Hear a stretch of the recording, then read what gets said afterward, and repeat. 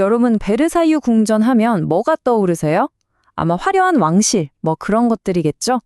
근데요, 베르사유는 그냥 박물관에 갇혀있는 오래된 유물이 아닙니다. 400년이 넘는 시간 동안 바로 지금 이 순간에도 계속해서 새로운 역사를 만들어가고 있는 말 그대로 살아있는 무대라고 할 수 있거든요. 과거와 현재가 아주 흥미롭게 공존하는 곳, 그 놀라운 변화 속으로 저와 함께 들어가 보시죠. 와, 이 스케일 좀 보세요. 우리가 보통 생각하는 것처럼 베르사유는 그냥 건물 하나가 아니에요. 무려 약 90만 평에 달하는 이 거대한 땅 전체가 베르사유거든요. 그 자체로 하나의 작은 세계인 셈이죠. 근데 놀라운 건 이 역사적인 공간이 곧 다가올 파리올림픽의 무대가 된다는 사실입니다. 정말 대단하지 않나요? 자, 그 어마어마한 정원은 잠시 뒤에 다시 보기로 하고요. 우선 궁전의 심장부로 들어가 보겠습니다. 왕들이 실제로 거닐었던 바로 그 화려한 공간으로요.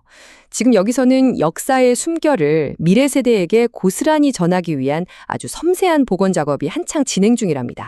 그중에서도 이건 정말 기대하셔도 좋습니다. 바로 베이드 드프의 복원 수식인데요.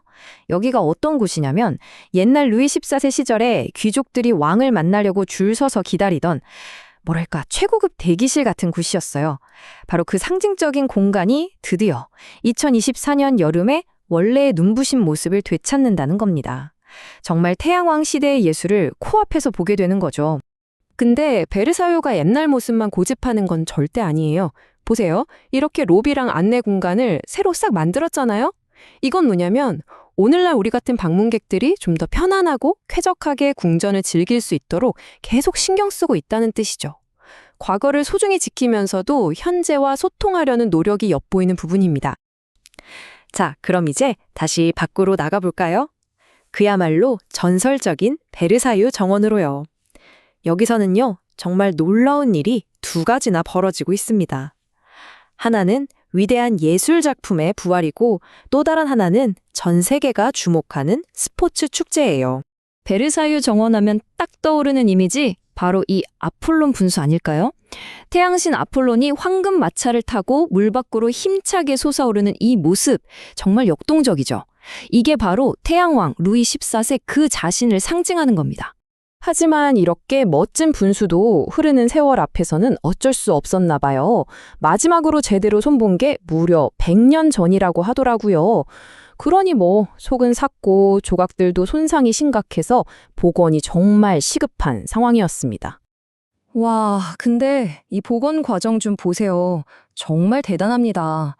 저 13개나 되는 조각상들을 하나하나 다 떼어내서 옛날 방식 그대로 금박을 다시 입히는 거예요.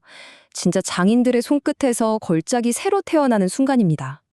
이게 얼마나 큰 프로젝트였는지 타임라인을 보면 딱 감이 와요. 2022년 12월에 해체를 시작해서 1년이 넘는 기간 동안 정비와 금박 작업을 거쳤고요. 마침내 2024년 3월 29일에 분수가 다시 가동되기 시작한 겁니다. 정말 길고 복잡한 대공사였던 거죠. 그리고 정원의 또 다른 상징이죠. 바로 이 대운하, 그랑 카날입니다. 옛날 17세기에는 여기서 왕실의 배들이 둥둥 떠다녔다고 해요. 그런데 이 화려했던 공간이 이제 완전히 새로운 무대로 변신을 준비하고 있습니다. 네, 맞습니다. 바로 여기서 이 베르사유 공원에서 2024 파리올림픽과 패럴림픽 경기가 열리는 겁니다. 와, 역사의 한복판이 세계적인 스포츠 축제의 장이 되는 거죠. 자, 그 규모가 어느 정도냐면요. 일단 전 세계에서 온 최정상급 승마 선수 200명이 이곳 역사의 심장부에서 기량을 겨루게 되고요. 이 선수들은 대운하 주변에 특별히 만들어진 약 5.3km, 그러니까 3.29마일 길이의 아름답고도 험난한 크로스컨트리 코스를 달리게 될 겁니다. 그리고 이 역사적인 순간을 함께하기 위해 설치되는 관중석이 무려 4만 개라고 합니다. 와, 정말 상상만 해도 가슴이 웅장해지지 않나요? 왕의 정원에서 펼쳐지는 올림픽이라니. 자, 지금까지 베르사유의 웅장하고 공개적인 모습을 봤는데요. 이번엔 분위기를 좀 바꿔서 아주 개인적이고 사적인 공간으로 가보겠습니다. 바로 마리 앙투아네트의 세계로요. 우리가 보통 마리 앙투아네트 하면 이곳에서 농부 코스프레를 하면서 사치스럽게 놀았다고 생각하잖아요. 근데 그게 아니라는 겁니다. 여기 기록을 보면요. 대중들이 생각하는 것과는 달리 여왕과 측근들은 농부놀이 같은 건 하지 않았다고 딱 잘라 말하고 있어요. 어때요? 우리가 알던 거랑은 완전 다르죠? 그럼 여기서 도대체 뭘 했냐고요? 이 왕비의 촌락은 사실 목적이 두 가지였어요. 한쪽은 왕비가 정말 친한 사람들이랑 소소하게 패티를 여는 그런 사교 공간이었고요. 다른 한쪽은 진짜로 운영되는 농장이었습니다. 헛간도 있고 우유 짜는 곳도 있었죠. 그러니까 그냥 노는 곳이 아니라 휴식을 취하면서 왕실 아이들에게 자연을 가르쳐주는 일종의 교육 공간이었던 셈입니다. 이 철학의 역사를 보면 참 파란만장해요. 마리 앙투아네트를 위해 지어졌다가 프랑스 혁명 때 거의 파괴됐고요. 그걸 또 나폴레옹이 복원시켰다가 1930년대에는 아예 사라질 뻔한 걸 미국의 부호 록펠러가 기부해서 살려냈다고 해요. 200년 넘게 무너지고 다시 세워지기를 반복해온 거죠. 자, 그럼 다시 현재로 돌아와 볼까요? 과연 오늘날의 베르사유는 어떤 모습일까요? 그냥 오래된 궁전일까요? 전혀요. 아주 활기 넘치는 문화, 교육, 그리고 엔터테인먼트의 중심지입니다. 베르사유가 얼마나 잘 적응하고 있는지 보여주는 대표적인 예가 바로 이 마구간들이에요. 옛날에 왕실 말들이 살던 곳이잖아요. 근데 지금은 완전히 바뀌었습니다. 큰 마구간은 마차 갤러리나 공예학교로, 작은 마구간은 국립건축학교랑 조각 갤러리로 변신했어요. 정말 멋진 재탄생이죠?